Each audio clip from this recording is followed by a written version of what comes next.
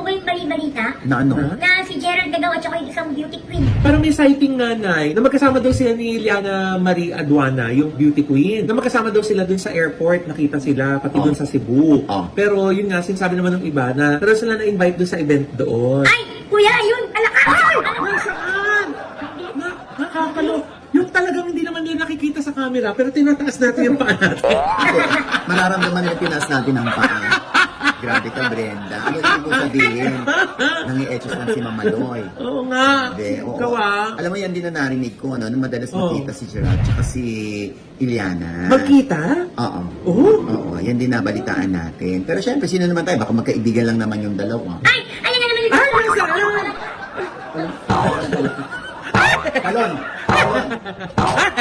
Siya po ang palaki. Hindi. Yun, dapat linawin din na yun yung Gerald Adelson. Baka nga nililigawan pa lamang niya ito.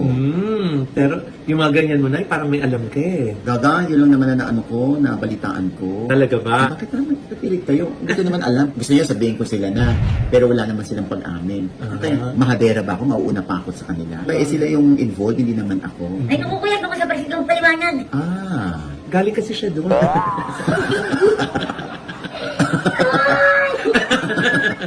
Yan, di ba? Talbog sa'yo. Anyway, naku, yan na nga. Basta, abangan natin si Gerald kung may aaminin na siya tungkol dito sa Beauty Queen.